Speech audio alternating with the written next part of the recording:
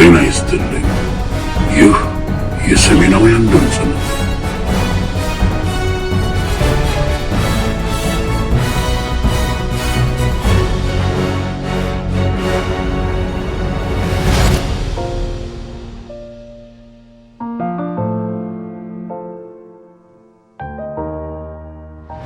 መጀመሪያ ደረጃ አንድ የአብይ አመለካከት ለትግራይ ህዝብ ያለውን ነገር ብናወራ ይሻላል። አንድ አብይ አህመድ እና በኦህዴድ በዛን ጊዜም ኦዲፒ ከዛ ብልጽግና ኦሮሚያ አመራሮች አካባቢ ያለው ከአብይ የወረስነው ነገር አለ። አብይ የሚሰጠን ሁልጊዜ ሲያወራ ትግራይ ህዝብ ይዋጋኛል ይላል። የትግራይ ወጣት ይዋጋኛል። ኦሮሞና አማራ እምብዛም አያስቸግሩኝም፣ እነሱን መግዛት ቀላል ነው። ነገር ግን ትግራይ ወጣቱ አይገዛም። ይቅር ወጣቱ አዛውንቱ ራሱ አይገዛም። አዛውንቱ ራሱ ክላሹን ይዞ ወደ ቀበሮ ጉድጓዱ ተመልሶ ይተኩስብኛል ብሎ በየመድረኮች ያወራል። እና እሱ ሁልጊዜ የሚያወራ በተለይ የትግራይ ህዝብን በተመለከተ አብይ ያለው አመለካከት በጣም የበታችነት ስሜት አለው። አብይ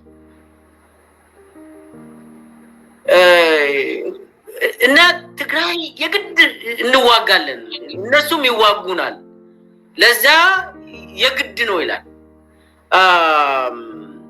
እና 90 ዓመት የሞላቸው አዛውንቶች ጫካ ወርዶ በረሃ ገብቶ እንደገና ይዋጉኛል እኔ አውቃለሁ ይላል። አሁን አቦይ ስብሃት እዚህ አዲስ አበባ ላይ ምናምን በዛን ጊዜ እንግዲህ አዲስ አበባ ላይ ታሟል፣ መድኃኒት እየወሰደ እየኖረ ነው፣ ነገ ይሞታል ትላላችሁ አይደለ? በረሃ ታገኙታላችሁ አለ። እኔን ይዋጉኛል። ምንድን ነው የሰውዬ ምን ብለን ነው እንግዲህ በዛን ጊዜ ግራ የሚያጋባ አዛውንት ጫካ ማለት በእኛ እንትን ምናልባት ሰው ከተገፋ ሰው ትሞታለህ ከተባለ ጫካ ሊወርድ ይችላል። ይሄ የታወቀ ነው። አዛውንትም ያው ይሄ የተፈጥሮ ጉዳይ ነው። ትሞታለህ ከተባለ ሰው ሊፍጨረጨር ይችላል። በዛ መልክ ነው የምንረዳ። ነገር ግን እሱ ጀነራሊ የትግራይ ህዝብ ጦረኛ ነው፣ ገበሬው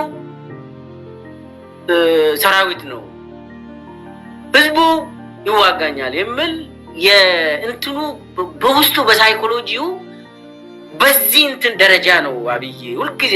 ይሄ እንግዲህ በእነ ሽመልስ እነ ፍቃዱ ተሰማ እዛ አካባቢ የነበሩ እነ ደንበላሽ አካባቢ የታወቀ ነገር ነው። ትግራይ ተወላጆች አይታመኑም። ትግራይ ተወላጅ ከሆንክ በቃ የግድ በቃ አንተ ተጠርጣሪ ነህ አዲስ አበባ ውስጥ ከጅምሩ። ይሄ እንግዲህ መቼ ነው አብይ ስልጣን ከያዘ ጀምሮ ነው። ምናልባት የሰኔ 16ቱ ራሱ አንዳንድ ዲቴሎች አሉ። እሱን ያው ከጅምሩ ከዛ ጀምሮ የተካሄደው ጉዳዮች አሉ። ነገር ግን እኔ አሁን በአመለካከት ላይ የአብይ ለትግራይ ያለው አመለካከት በጣም አደገኛ መሆኑን ምንም የሚታወቅ ነገር ነበር በዛን ጊዜ። ስለዚህ አሁን ይዋጉኛል ካልክ ያው ታጠፋለህ ማለት ነው። ከዛ በኋላ ቀጥሎ ያለው ከዛ የተደረገው ሌላው የሆነ ጊዜ ታስታውስ እንደሆነ ስታሊን 200 የሚሆኑ የሪፐብሊካን ጋርድ ኮማንዶዎች የህዋት አመራሮች ባሉበት በሆቴል የሆነ ሆቴል ትግራይ አክሱም ሆቴል ይሁን አላስታውስም፣ ከዛ እንዲይዙ ተብሎ በሄሊኮፕተር እነ ደንበላሽ እና ብርሃኑ ጁላ እና ይሄ ብርሃኑ ጸጋዬ ሁሉ አንድ ላይ ሆኖ የወሰኑት ጉዳይ ነበር። በዛን ጊዜ በዛ ደረጃ የህወሓት አመራሮች የሆነ ሆቴል ይቀመጣሉ ተብሎ ፒክቸር አለ። አንድ ሆቴል ቁጭ ብሎ እዛ ይበላሉ፣ ከዛ ተንኮል ይሰራሉ ምናምን የሚል ለኛ ይነገራል። አንድ ቦታ ሆኖ ኦፕሬሽን የሚያካሂዱ የሆነ ሆቴል ቁጭ ብለው እንደዛ የሚመስል ለኛ ለአመራሮቹ ይነገረናል። እና ለምን እዛ ሂደን እንደው ይዘን አንመለስም በሚል እንትን እነ ብርሃኑ ጁላ በራሳቸው ተነሳሽነት እንትን ያው አብይ ነው የሚልካቸው ኮማንዶዎችን ላኩ። ሪፐብሊካን ጋርድ ኮማንዶዎች በሄሊኮፕተር ሄዱ፣ መቀሌ ወረዱ። ከዛ በኋላ እዛ ሁሉም ያው የትግራይ ፖሊስ ያዛቸው፣ ታሰሩ። እንዳሉ ምንም ሳይነኩ አልተገረፉም፣ ታሰሩ። ሄሊኮፕተሯም ታሰረች። ከዛ በኋላ ደብረጽዮን ነበር በዛን ጊዜ ክልሉ እንትን ፕሬዝዳንት ምንም እንዳልተከሰተ ተደርጎ ለደብረጽዮን ለሚመለከተው አካል አሳወቀ። እዛ ፌደራል አካባቢ ለኦሮሚያ ክልል ፕሬዝዳንት በዛን ጊዜ ለማ ነበር አይ ቲንክ ኦር ኖ ለማ አይደለም፣ ለማ መከላከያ ላይ መሰለኝ አይ ዶንት ኖ ኤግዛክትሊ። ብቻ ለለማ አሳወቁና ለማ እንደማያውቅ ይሄንን ነገር ለደብረጽዮን ተናግሯል። ከዛ ምንድነው የምናደርገው ብለው ከዛ እንግዲህ ህግን ጥሶ የመጡ ሰዎች ከዛ ደብረጽዮን በቃ ውሰዱት በቃ ብለው ሄሊኮፕተሩን ጭምር ሰራዊቱም ኮማንዶዎቹንም በሰላም በሉ ሰላሙን ብለው ወደ አዲስ አበባ ሸኛቸው። እና ያ ከዛ እንግዲህ ይሄ እንትኑን እያሳየው ነው ፓተርኑ ወደ ጦርነት የሚወስደውን ጉዳይ ያ ተከሰተ። ከዛ ትግራይ አካባቢ የነበረው ምንም ለጦርነት እንደዚህ ነው ብሎም አላለቀሱም፣ አቤቱታም አላቀረቡም። በስህተት ነው ብሎም ይሁን አላቅም፣ ብቻ ግን ተመለሱ እንትኑ ይሄ ኮማንዶዎቹ ተመለሱ፣ አስረከቡ። ለአብይ ወሰዳቸው፣ አስቀመጣቸው። ያ በዛው እንዲቀር ተደረገ። እንግዲህ ይሄ አንድ ሌላ ምልክት ነው ወደዛ እየወሰደ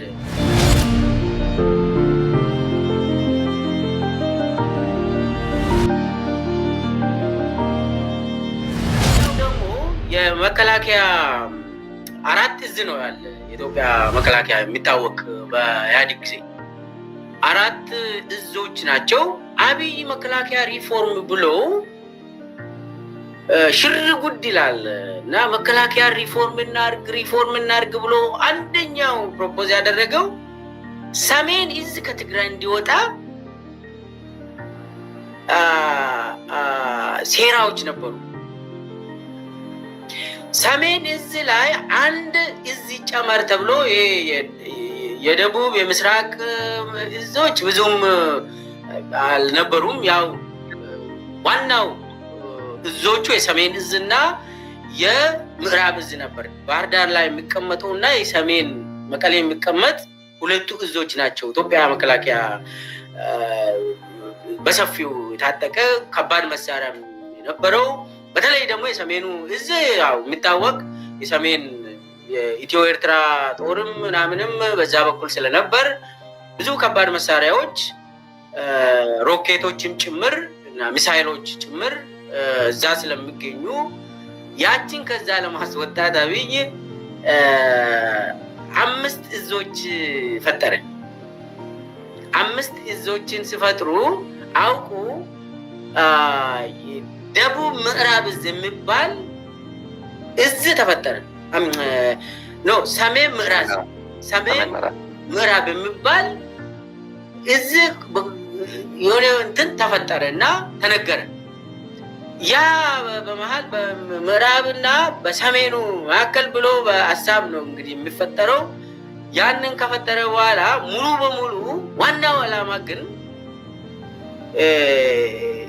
የሰሜን እዝ መሳሪያዎች ሙሉ በሙሉ ከትግራይ እንዲወጡና ያለ ምንም መሳሪያ ትግራይ ህዝብ ከላይም ከታችም ከሰሜን ከደቡብ ከሁሉም አቅጣጫ ባንዴ ሊያጠፋ የታሰበ ነገር ግን በዛን ጊዜ ሁላችንም እናስታውሳለን። ታንኮች ሲወጡ እናቶች ናቸው አትሄዱም ብሎ መንገድ ላይ ተደፍቶ ሁሉ ያስቀሩት። በዛን ጊዜ ሰው ሊረሳ ይችላል። ጠብቁን እያሉ አትሄዱም፣ እኛን ትታችሁ አትሄዱም፣ ታንካዊ አይወጣም ብሎ ሰው እንትን በድንገት ያ ተወስኖ ከትግራይ ሊያስወጡ ሲሄድ ያ እንግዲህ የጦርነት ዝግጅት ነው። እኔ ያልኩ ያለው ትግራይ ላይ የሚታወጅ ጦርነት ዝግጅት ነው። ከዛ ታወጣለህ፣ ከዛ የሚመጣ ጉዳይ ነው። ያ አልተሳካም። የትግራይ ህዝብም ቢያለ ጦሩም የሰሜን እዝ አልወጣም። ይሄ ሰሜን እዙ ተመታ ምናምን እሱ በኋላ እንመጣበታለን። እሱ መጨረሻ ላይ ያለችው እንትን ነች። እሷ መዝጊያ ነገር ነች። እሷ የመዝጊያ ጉዳይ ነች እና እንትኑ አመጣጡን ነው የምናወራ። ከዛ የሰሜን እዙ አልወጣም፣ አልተሳካም። የመጨረሻ ሙከራ የተደረገው ሚሳይሎቹ እንዲወጡ፣ ሮኬቶቹ እንዲወጡ እንደው በዛን ጊዜ ሰዓሬ መኮንን አውጣ አንተ ራስህ ሂድና ምናምን ተብሎ ሰዓሬን ምንድን ነው ምክንያቴ? ምን የት ነው የሚወስደው? በምን ጀስቲፊክ ምን አጠፋ እዛ በመቀመጡ በምን እምቢ ብለዋል ሰዓሬ። የእሱ ግድያም በኋላ እንመጣበታለን። እሱም የትግራይ ጦርነት ዝግጅት አካል ነው እና በዛን ጊዜ ለማም መከላከያ ሚኒስቴር ነበር። ለማም ትእዛዝ ተሰጥቷል። ቢያንስ ሮኬቶቹ ይውጡ፣ ሚሳይሎቹ ይውጡ። ከዛ ጋር ለማም እምቢ አለ። ምንድን ነው ጀስቲፊኬሽናችን? ከዛ ወስደን የት ነው የምናስቀምጠው ሮኬቶቹ ብለው ለማም እምቢ ብለዋል። እኔ እስከሚያውቀው ድረስ እንግዲህ ሰዓሬ እምቢ ካለ፣ ለማ መከላከያ ሚኒስቴር ሆኖ እምቢ ካለ ምንም ማድረግ አይቻልም። ብርሃኑ ጁላ ብቻውን የሚያመጣ ነገር የለም። ኦፕሬሽን ኃላፊ ነበር በዛን ጊዜ። ምንድነው በዛን ጊዜ የሆነች እንትን ነገር ተሰርታለች። ያው ባጫ ደበሌ ሮኬቶቹ ፓስወርዶቹ ምናምን እንትን ተደርጓል። ኦልሬዲ ድንጋይ ነው ምንም አይተኩስም ምናምን ብሎ አላወራም እንትን ላይ እሷ እንትኑ ምናምኑ ቁልፎቹ ምናምን ወስደናል፣ ፓስወርዶቹ ምናምን ናቸው፣ ምንም ድንጋይ ነው በቃ ሮኬቶቹ ተባለ። ያ እሷ ነገር ለአብይ ሪፖርት የተደረገች ነች። ያው ማምለጫ ስላጡ አመራሮቹ በዛ በኩል ያሉ አመራሮቹ በቃ ፓስወርዱ ተዘግቷል ብሎ ከዛ ያንን ባጫ ወስዶ አይ ምንም ድንጋይ ነው ምንም አይተኩስም ብሎ ያወራው ጉዳይ እና በአጠቃላይ ምን ለማለት ነው እዙን ከዛ ለማስወጣት ተወንጫፊ ሚሳይሎች ከዛም እንትን ይውጡ ተባለ። በኋላ እምቢ ስለተባለ የሚያስፈጽም አካል ስለሌለ በአመራር ደረጃ ለማም ሰዓሬም እምቢ ስላሉ ያለ አማራጭ ፓስወርዱን እና ቁልፎቹን ምናምን ማድረግ ነው ተባለ። ያም አልተደረገም፣ ውሸት ነው። ግን አብይ በዛ መልክ እንዲያምን ተደርጓል በዛን ጊዜ እና ሮኬቶቹ ምናልባት በአግባቡ ተተኩሷል። እሱ ሌላ ጉዳይ ነው። እና ኤኒዌይስ አንዱ እሱ ነው የእዙን ከዛ ማስወጣት አጠቃላይ መሳሪያዎቹ ከዛ እንዲወጡ ማድረግ የጦርነት ዝግጅቶች አካል ውስጥ ነው።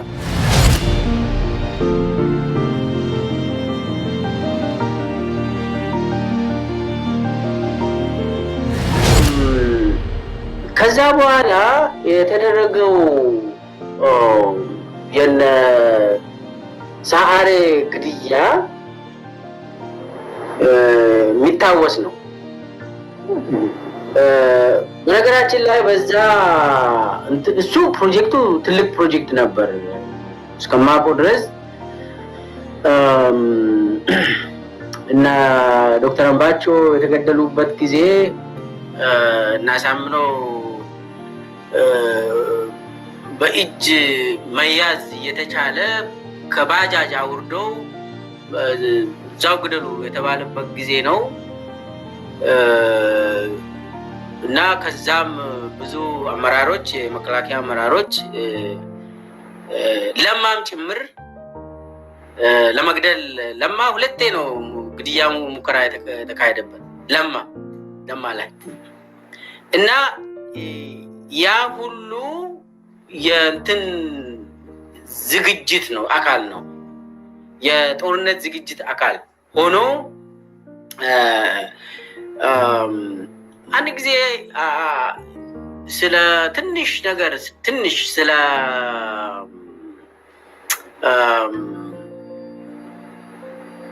አማራና ትግራይ የግድ መጣላት አለባቸው የሚል ፕሮጀክት ነበር። ያንን ጦርነት ለማካሄድ አማራ ያንን ጦርነት አካል ካልሆነ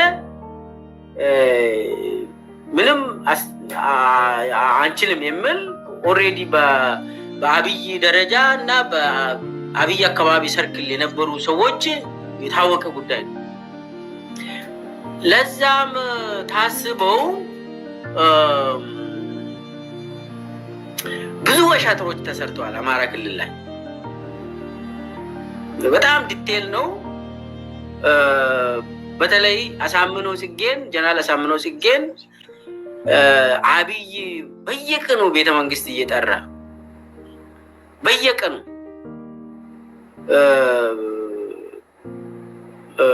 ሸውዶታል። አብይ እስከማውቀው ድረስ ሸውዶታል። በዛን ጊዜ አንድ የሚያውቀው እንትን አለ ለክልል ፖሊስ ጥይት የሚገዛው ፌደራል መንግስት ነው። ይሄ በህግ የታወቀ ነው። ክልል በራሱ ለፖሊስ ሰራዊቱ በራሱ ጥይት መግዛት አይችልም፣ ማምረትም አይችልም። ጥይት ይቺ የክላሽ ወይ ሽጉጥ ጭምር ክልሎች በራሳቸው አይገዙም። አሁንም ክልሎች በራሳቸው አይገዙም እና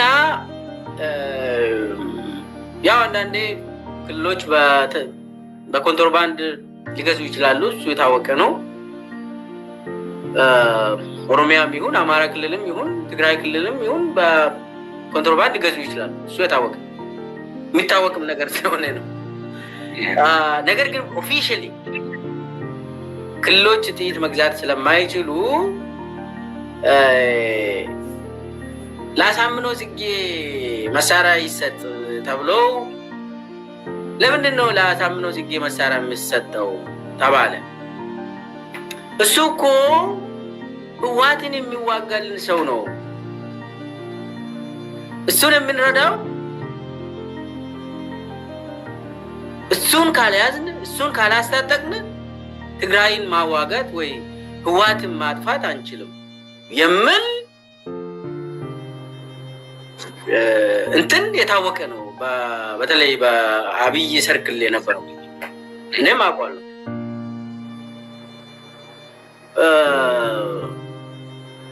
እና አሳምነው በአብይና በተለይ በአብይና ደመቀ መኮንን ሚስሌድ ተደርገው እነሱን አምነው አብይንና ደመቀን አምነው ያካሄደው ነገር አለ። እሱ በጣም ጥልቀት ያለው ጉዳይ ነው። ነገር ግን ምን ለማለት ፈልጌ ነው፣ የትግራይ ጦርነት ዝግጅት አካል ተደርጎ እንዲወሰድ ለኛ ተነግሯል።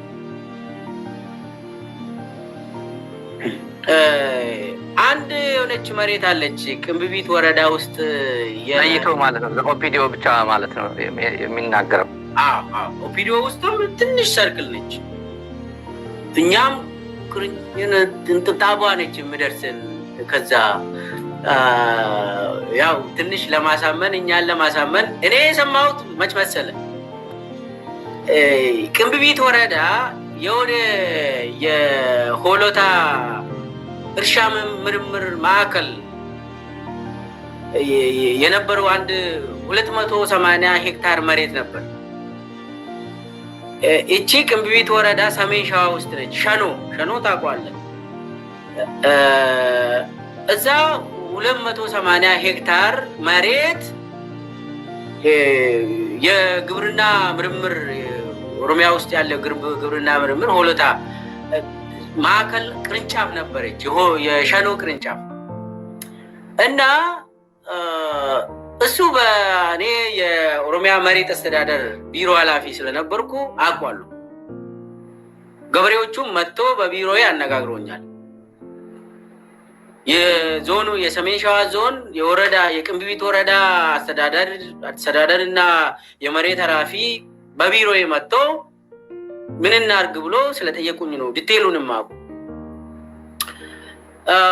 በዛን ጊዜ ይሄ መሬት በ1977 ያለምንም ካሳ ከገበሬው ተወስዶ ለምርምር ማዕከል ለግብርና ምርምር ማዕከል ተሰጠ። ከዛ ሲሰሩበት ነበር። ገበሬው ምንም መጀመሪያ ገበሬው ተጠቃሚ ነው የምትሆኑት፣ እዛ ትቀጠራላችሁ ምናምን፣ ልጆቻችሁ እንደዚህ ይሆናሉ እዛ ምናምን ተብሎ ነው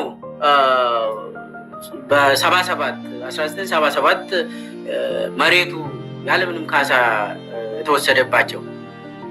ይሄ መሬት እንደዛ ያለ በመሃል በኢህአዴግ ጊዜ ስራ አቆመ። እንትኑ መሬቱ ይሄ ግብርና የሆሎታ ግብርና ምርምር ማዕከሉ ካቆመ በኋላ እንደው ዝም ብሎ ታጥሮ ይቀመጣል። ገበሬዎቹ መልሱልን ብሎ ይጠይቃሉ። እና ብዙ መሬቶችን መልሰናል በዛን ጊዜ እኔ ያስታውሳለሁ። እና ያቺን 280 ሄክታር መሬት የአማራ ክልል ልዩ ኃይል መጥቶ እዛ ላይ እንዲቀመጥ ተደረገ። ገበሬዎቹ መጥቶ አናገሩ።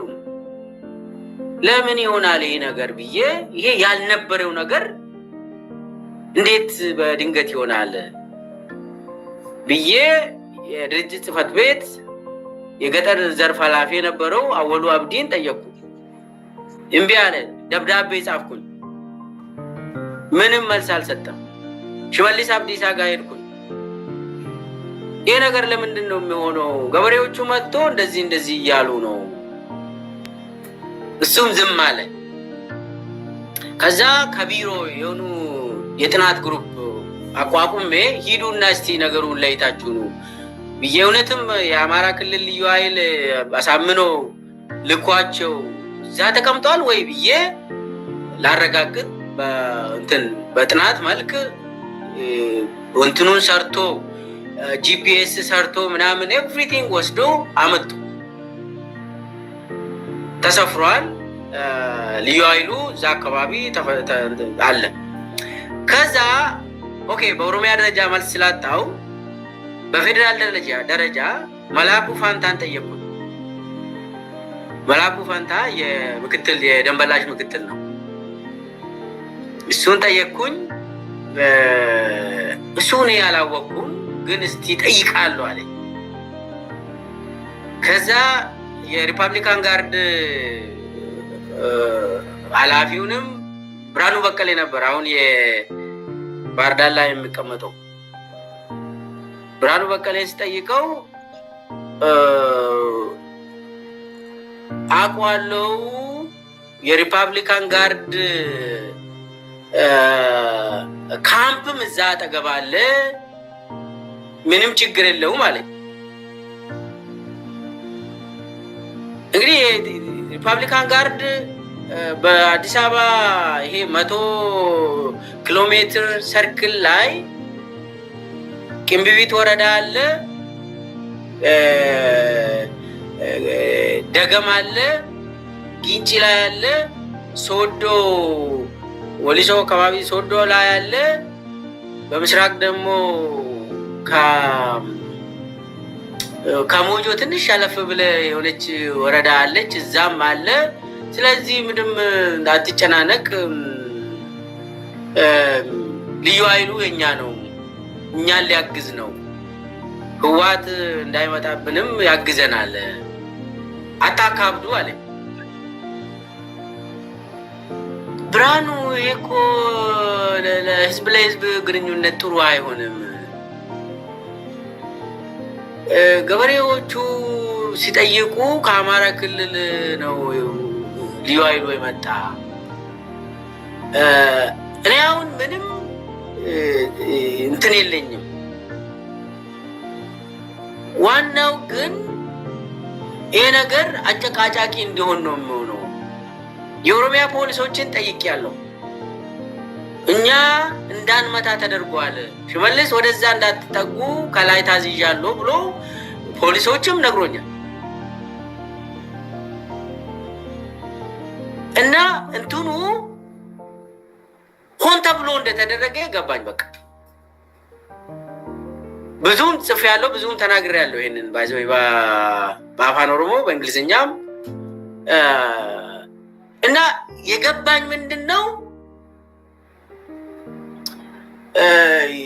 የህወሓትን ስለምዋጉልን ተው እኛንን ያስቀመጥነው የሚል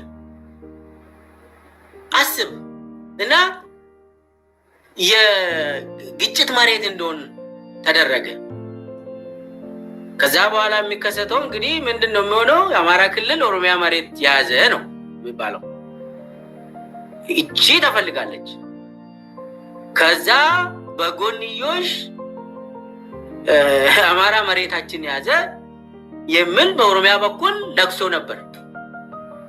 ነበር። ምን ለምን ገበሬው መጥቶ ያለቀሰ? እኛ መውጫ መግቢያ ያጣን። ይሄ ያልነበረው ነው የሆነው። እኛ ምንም ችግር የለም፣ የትም ይሁን የት ገበሬው መሬቱ የገበሬ ነው እንመለስለት ነው የጠየቅነው።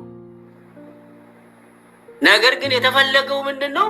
የተለያዩ ዓላማ ያለው ፕሮጀክት መሆኑን ተረዳው። በዛን ጊዜ እነሱ የነገሩን እንግዲህ ህወሓትን ስለ እንትን ስም ሲያደርጉልን አትንኳቸው፣ አታውሩ ይህንን ተባለ። በዛው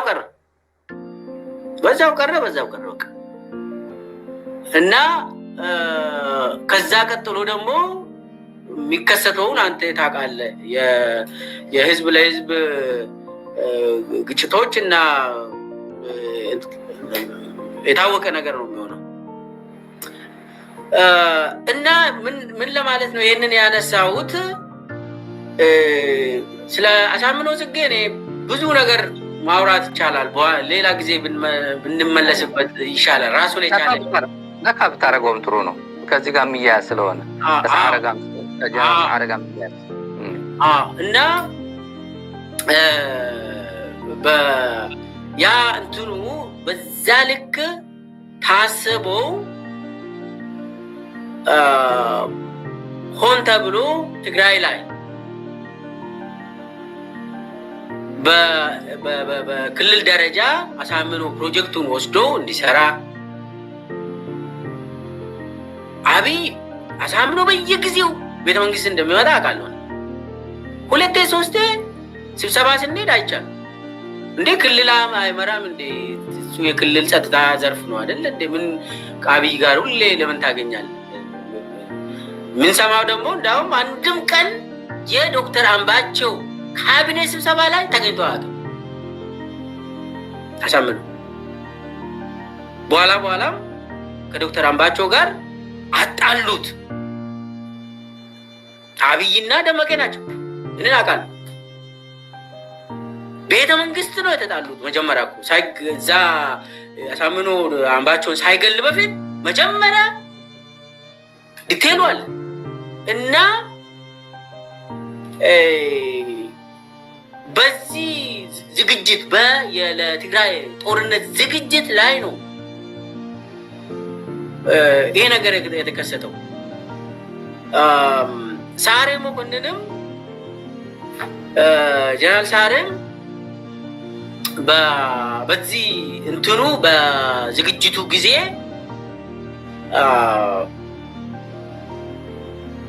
ቅድም ብያለሁ፣ ሳሬ ዲሲፕሊን ያለ ሰው ነው። እሱ ለትግራይ የሚወግን ለብቻው ለትግራይ የሚል ሰው አይደለም። እስከማያውቀው ድረስ ከለማም የሰማሁት ነገር ለማ አብሮ ሰርቷል። ሳሬ እንደው ምንድን ነው ከወያኔ የሚባል ውስጥ እንዴት ወይ ተው እሱ ስርዓት ያለው በጣም ዲሲፕሊን ያለው ኢትዮጵያ ያጣች ሰው ነው ይለኛል። እሱ መገደል አይደለም ከዛም የበለጠ ስልጣን ብኖር የሚሰጠው ሰው ነው። እኔ ከሳሬ ጋር ብዙ እንትን የለኝም፣ ግን ከሱ ጋር የሰሩ ከለማ የሚሰማው እሱ አሁን እሱ እያለ ትግራይ ጦርነትን ማካሄድ አይታሰብም። እሱን እንደው ከኢትዮጵያ አባረ ወይ ደግሞ ገለ ነው ምትሄድ። መጀመሪያውኑ እሱን እዛ ያስቀመጡት እሱን ይዞ በተንኮል የተለያዩ ነገሮችን ለማሰራት ነበር። እሱ እምቢ ስላላቸው ዝግጅቱ ጊዜ ይሄ አያስኬድንም፣ ይሄ አያዋጣም፣ ይሄ አይሆንም እያለ ማለት። በነገራችን ላይ እኔ አንድ የመከላከያ ሰራዊት ከፍተኛ አመራር መጀመሪያ ኮማንድ ፖስት ምዕራብ ኦሮሚያ ላይ እና ጉጂ ደቡብ ኦሮሚያ ላይ ኮማንድ ፖስት ስታወጅ ሳሬ ነበር። በዛን ጊዜ የመከላከያ እንትኑ ቺፍ ኦፍ ስታፍ እና ምዕራብ ኦሮሚያ እና ደቡብ ኦሮሚያ ላይ ፕሮፖዛሉን ቀርጾ ብርሃኑ ጁላ ሲያመጣ የተወሰኑ ሰዎች ናቸው ያዩት። ያንን ፕሮፖዛል ኮማንድ ፖስት ለመዘርጋት እዛ አካባቢ ኦኤልኤ መንቀሳቀስ ስለጀመረ የእንትኑ የመንግስት መዋቅርም ስለፈረሰ የግድ መከላከያ ማስተዳደር አለበት ብሎ ፕሮፖዛል አዘጋጅቶ ብርሃኑ ጁላ ሲያመጣ አንድ እዛ ውስጥ ያለ ነው የነገረኝ። አሁንም እዛ አብይን ሰርቭ ያደረጉ ሰዎች ናቸው። እና እሱ ምን ይለኛል፣ ፕሮፖዛሉን መጀመሪያ ወስዶ አንብቦ ሳሬ መጥቶ አበዳችሁ እንዲህ ያለ በዚህ አብይ ከኦሮሚያ መጥቶ ኦሮሚያ ላይ ኮማንድ ፖስት ልናቋቋም ጭንቅላት የላችሁም እንደ ሰዎች ብሎ እምቢ አለ። ዶኩመንቱ ፕሮፖዛሉን በስክሪፕቶ እዚህ ሰርዞ እንደዚህ አድርጎ መጨረሻ ላይ ውድቅ አደረገ። ኦሮሚያ ላይ ኮማንድ ፖስት አይቋቋምም ብሎ አቋም ያዘ።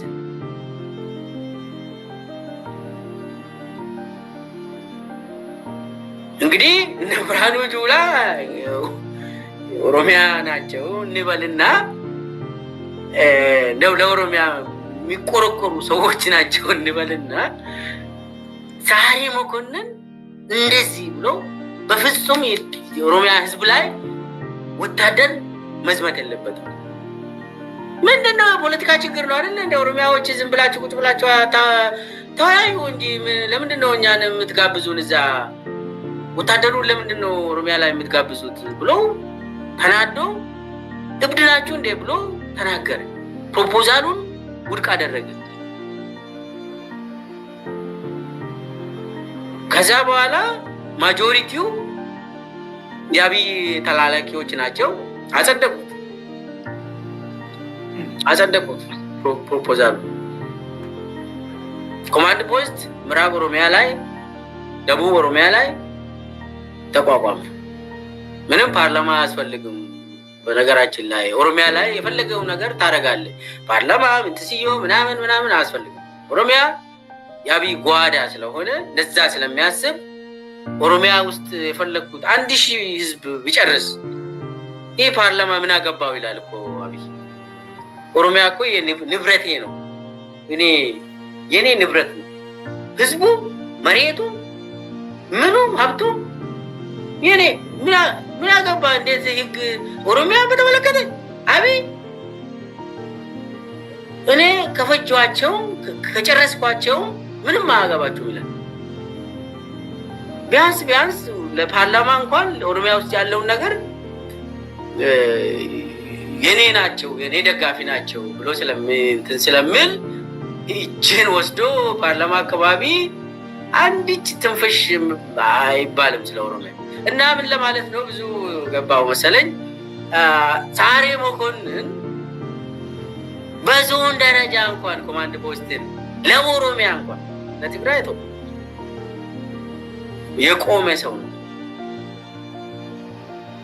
እና ይህ ሰውዬ እንደማያስኬድ ታወቀ።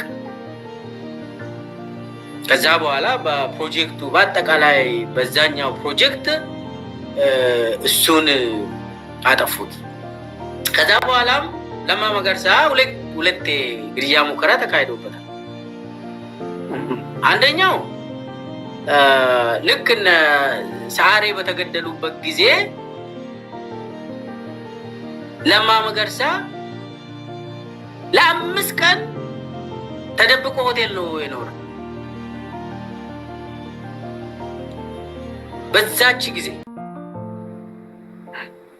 እና ዳነቻ ቤቤ እና አባዱላ ፕሮቴክሽን ሲሰጣቸው ድርጅት ጽሕፈት ቤት ግቡ ተብሎ በመትረየስና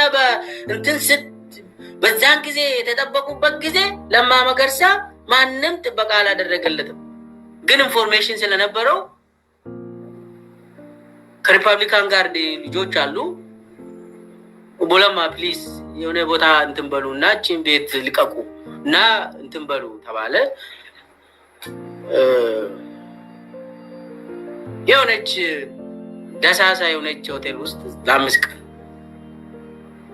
እንትኑ እስከሚሆን ድረስ የታሰበው በአንድ ቀን ነበር። ይሄን ሁላ ኦፕሬሽን ማለት ነው።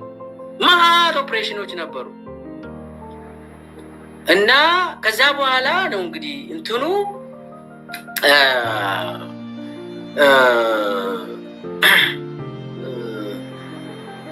ማታ እሱ ሆቴል ተደብቆ ነው የሚያደርገው። አንዱ እሱ ነው። ሁለተኛ ደግሞ በግልጽ ለመግደል እሱ ነው።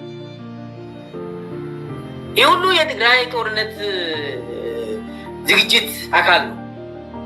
የትግራይ ጦርነትን የሚቃወሙ አመራሮች ሊጠፉ ነው እና ለማ ከኦሮሚያም ጉዳይ ስላለው ለማ እንዲጠፋ እናም የትግራይ ጦርነትም ዝግጅት አካል ሆኖ የኦሮሚያም ዝግጅት አካል ሆኖ ነው ለማን የሚታጠፈው እና ለማ ሁለተኛው ሲቃወም ነበር። ለማ በግልጽ ሲቃወም ነበር ትግራይ ጦርነት። ታዲያስ ይሄ እኮ የታወቀ ነው። ጀነራል ፍስሐ ያውቃል። አሁን የትግራይ ጸጥታ የሚታወቅ ነገር ነው። እነሱ ይተዋወቃሉ ሰዎቹ እና ጀነራል ፍስሐ ራሱ ብዙ በዛን ጊዜ ምስጢሮች የሚያውቁ ይመስለኛል። ስለ ለማም ስለ ገዱም የሚያውቁት ነገር ይኖራል። ብዙ ነገር ሁለቱም ላይ የታሰበው ነገር እና አብይ ለማን የመጨረሻ ዙር ለማጥፋት የሞከረው ለማ የመከላከያ ሚኒስቴር ሆኖ ወደ አሜሪካ የሄደበት ጊዜ ታስታውሳለህ? በጣም እንዳውም አቀባበል ጥሩ አቀባበል ተደርጎለት እዚህ አሜሪካ በዲፌንስ ዲፓርትመንት አቀባበል ተደርጎለት የነበረበት ጊዜ እና በዛን ጊዜ ኦሬዲ ሳሪ ኦሬዲ ሞቷል። አሁን የሚቀረው ለማና ሌሎቹ ናቸው። ጀነራል አደም ነበር አይ ቲንክ። ግን በዛን ጊዜ ኤግዛክትሊ ትንሽ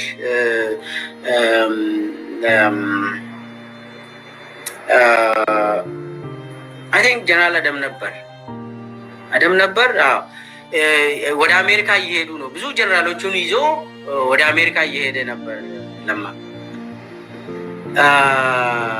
ማስታወሰው ኤርፖርት ቦሌ ኤርፖርት ላይ እነ ደንበላሽ ገብረ ሚካኤል የደህንነት ኃላፊ በነበሩበት ጊዜ የኤርፖርት ደህንነት ሰዎች ግርግር እንዲፈጥሩና በግርግሩ ጊዜ ለማሹት እንዲደረግ ታስበው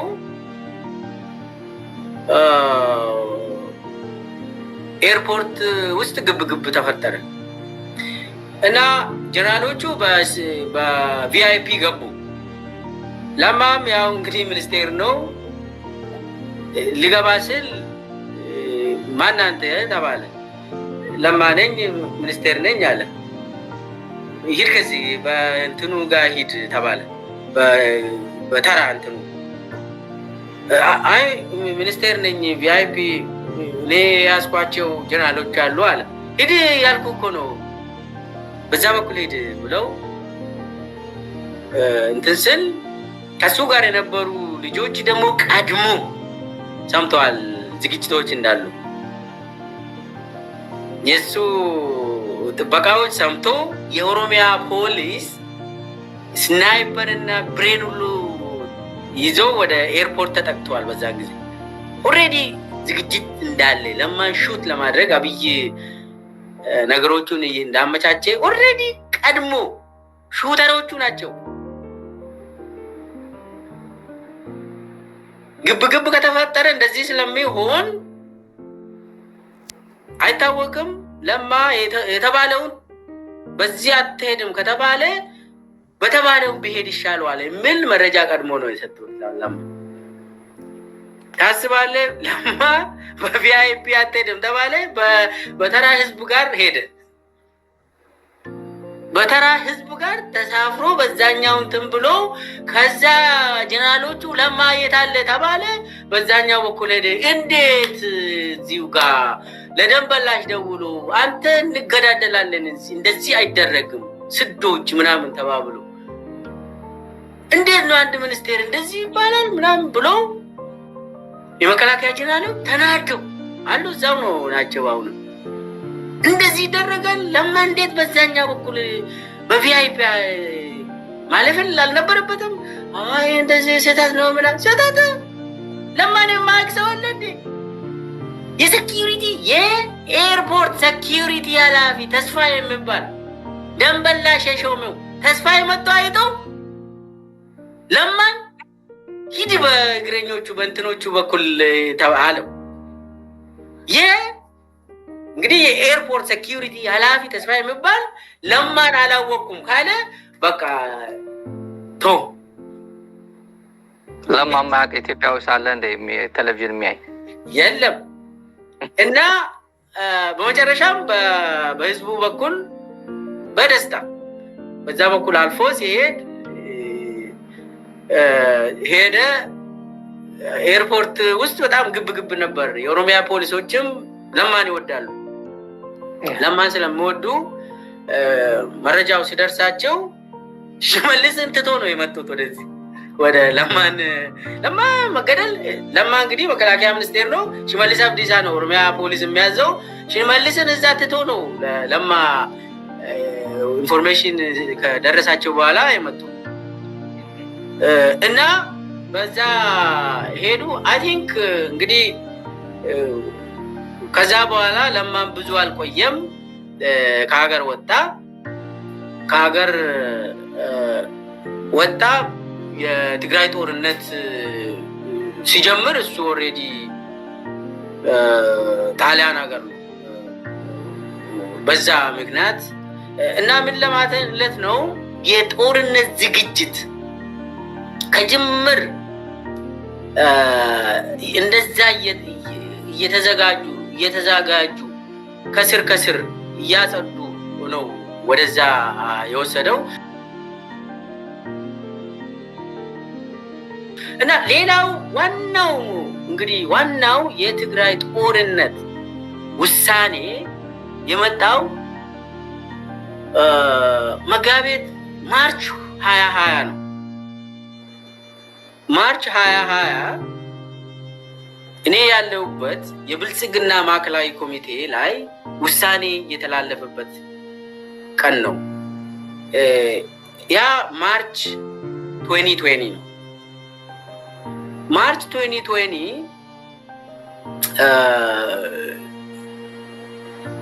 የብልጽግና ማዕከላዊ ኮሚቴ የሚባለው ያው የክልል ፓርቲዎቹ ፈርሰው የክልል ፓርቲዎቹ ማዕከላዊ ኮሚቴዎች አንድ ላይ ተሰብስቦ 360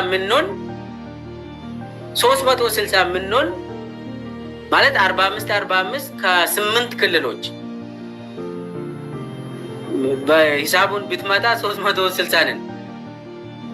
ኤክሰፕት ከትግራይ ውጭ ያሉ ክልሎች ሁሉም 45 ወስደው ቤተ መንግስት እንሰበሰባለን።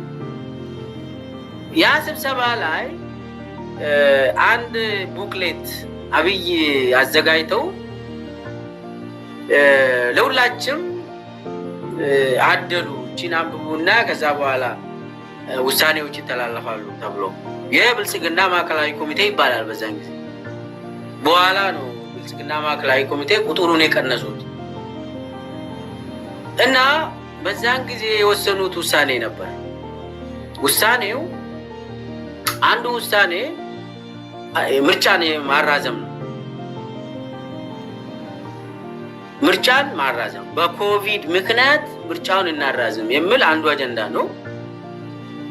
ሁለተኛው አጀንዳ ኮቪድን እንደ ጥሩ አጋጣሚ ተጠቅመን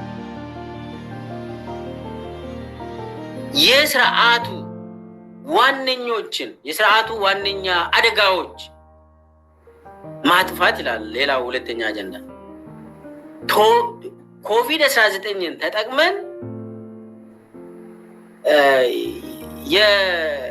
የስርዓቱን አደጋዎችን ከስር መሰረቱ ማጥፋት ይላል። ኮቪድ-19 እንደ ጥሩ አጋጣሚ ይላል። ይሄ ወይዘሪት ብርቱካን አናውንስ ከማድረጓ አልችልም ከማድረጓ በፊት ነው ከማለቷ በፊት ነው ወይስ ብርቱካን አናውንስ ካደረገች በኋላ ነው ይሄ ዶክመንት የተዘጋጀው? አይ ቲንክ ይሄ ማርች መጋቢት ውስጥ ነው። የብርቱካን ሮል እኮ ምንም ዝም ብላ ነው እሷ የታዘዘች። ፓርቲው ከወሰነ በኋላ ነው እሷ ወጣ የምታወራ። ፓርቲ ማለት አብይ ማለት ነው። እኛና ያው ዶክመንት አዘጋጃል አብይ። እሱ ላይ ከፈለክ ታነብና እንትን ትላለህ፣ ካልፈለክም ያው የጸደቀ ጉዳይ ነው እና የምትቃወምና የምታሻሽል ነገር የለም። አብይ ጋር ትሄድና ትሰማና ትወጣለህ። አካሄዱ እንደዚህ ነው እና አብይ የወሰነው ነው እሷ ዝም ብላ የምታሳውቀው። እንደዚህ አይነት ነው የምትሰራ እንጂ አብይ ነው የሚወስነው። እና የሁለቱም አጀንዳዎች አነበብን። እንትኑ ቡክሌቱ መጽሐፍ ትንሽዬ መጽሐፍ ነች ይዘህ አትወጣም። ቤተ መንግስት ውስጥ ነው የሚካሄደው። አንብበ ኖት መያዝ ትችላለህ። ኖት ወስደ ትወጣለህ። ኖቶች አሉኝ ለማስታወስ ብዬ። መጽሐፉን ግን ይዘህ አትወጣም፣ እዛው ትመልሳለህ። እና ምስጢር ይሁን እንግዲህ የፓርቲ አመራር የፓርቲን ዶክመንት ይዞ አይወጣም። እና ሁለቱም አጀንዳዎች ምርጫ እንዲራዘም ተባለ። ምርጫው ተራዘመ። ሁለተኛው አጀንዳ ላይ ነው እንግዲህ ኦፍኮርስ ሁለቱም አጀንዳዎች ከትግራይ ጋር እያያዛል። ግን የሁለተኛው ነው ዋናው ከትግራይ ጋር የሚያያዘው ሁለተኛው አጀንዳ የስርዓቱ ዋነኛ አደጋዎችን ማጥፋት የሚለው ዝርዝሩ ውስጥ ገብተን ስናነብ አንደኛ ላይ ያለው፣ ሁለተኛ ላይ ያለው፣ ሶስተኛ ላይ ያለው ብለው ይዘረዝራል። እዛ ውስጥ ህወሓትን ታገኛለህ።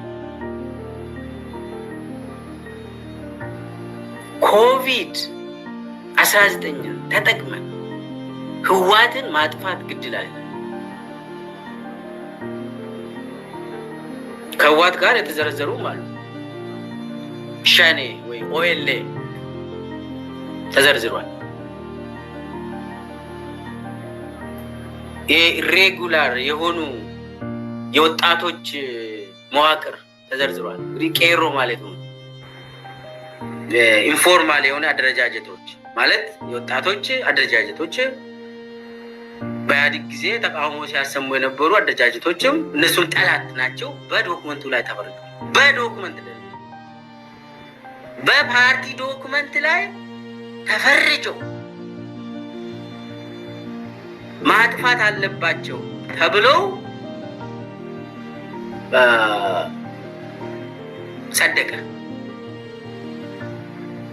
ጸደቀ። ስለዚህ ይሄ ማርች 2020 እኔ ያ ስብሰባ ላይ ስለነበርኩ ነው።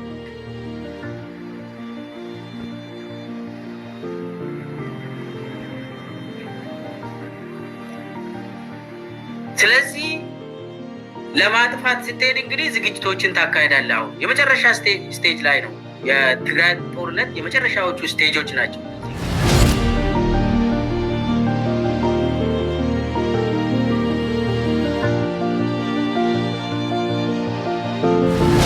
የነበረበት አንዲት ጉዳይ አለች። አማራና ትግራይን አጋጅቶ የ4 ኪሎን ስልጣን ማደላደል የሚለው ኦህዴዶች የወልቃይት ጉዳይ ሎተሪ ነው የሚሉት ቋንቋ ነበራቸው ይባላል።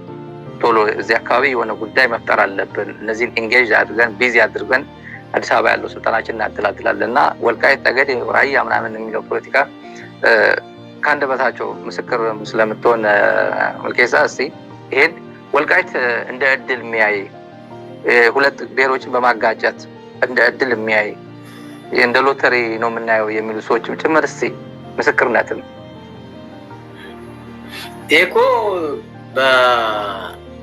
በኦዲፒ ጊዜም በብልጽግና ጊዜም አሁንም የተጨባጭም ስለሆነ ነው ባይዘው የምናወራው። ወልቃይት ጉዳይ በቃ አማራና ትግራይ መቼም እንዳይተባበሩ የምናደርግበት ወርቅ መሳሪያ ነች ይባላል። ይሄ እግዚአብሔር የሰጠን ነገር ነው። እኛ አልፈጠርንም። እሱ ላይ ካፒታላይዝ ማድረግ ብቻ ነው። የሽመልስ አብዲሳ ቤት በአደባባይ ይነገራል። በካቢኔያችን ውስጥ በኦሮሚያ ክልል ካቢኔ ውስጥ ይሄ የታወቀ ነው። በድርጅት ጽሕፈት ቤት ይሄ የታወቀ ነው። ወልቃይት እስካለ ድረስ ሁለቱም ብሔሮች አያወሩም፣ አይተጋገዙም፣ አብሮ ቡና አይጠጡም። ይሄው ሰየው ይህንን መጠቀም ከዛ በኋላ ምንም ስልጣናችን ላይ የሚመጣው የለም። ብሎ በየጊዜው ያ አጀንዳ እንዳያባራ መቀስቀሻ ለዲጂታል ይሄ ፌስቡክ እና የሶሻል ሚዲያ ሰራዊት የሆነ ጭርሰን ወልቃይት እንዴት ነሽ ብሎ ፖስት ያደርጋሉ። የአማራ ነሽ ወይስ የትግራይ ነሽ? ዝም ብለህ አንተ የብልጽግና ሚዲያ ሰራዊት አካባቢ አንዳንዴ ገረፍ ገረፍ አድርግና የሆነ ነገር ስንትን ስል ወይኔ ወልቃይት አለሽ እንደ እስካሁን ብሎ ይሰዋሉ። ማን ነው የሚያስተዳድርሽ ግን እስካሁን እንዴት ነሽ ብሎ በቃ ገብቷል። እዛ አካባቢ ያለው የሰው ህዝብ ነው፣ የሰው ልጅ ህይወት ነው። ግን እንደ ቁማር ተወስዶ እንደ ማስያዣ ተደርጎ ሁለቱን ብሔር ለማጋጨት ሁልጊዜ እሱ ላይ ትብብር እንዳይመጣ የማይፈነቅሉት ድንጋይ የለም። እንዳይመጣ አማራና ትግራይ እንዳይነጋገሩ ነው በቃ። እና ይሄ በብልጽግና ቤት በተለይ የኦሮሚያ አካባቢ ያለው ጉዳይ የአማራ ብልጽግና አካባቢን ሲያገኙ እንደ መሬታችሁን ደግሞ ለማን ነው የምንሰጠው? በርቱና እናንተ ብቻ እንትኑን አዘጋጁና ወጥሩ። በዛ በኩል ያለው ቲዲኤፍ፣ ህወሓት፣ ትግራይ ህዝብ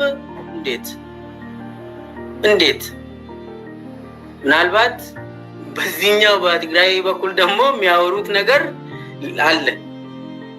ለኛ ደግሞ ጥሩ አጋጣሚ ያገኘን እኮ እኮ በቃ እኮ ሬዲሜድ ነው ተብሎ ነው እንደ ደስታ በፊሽታ ነው ይሄ የሚቆጥሩት።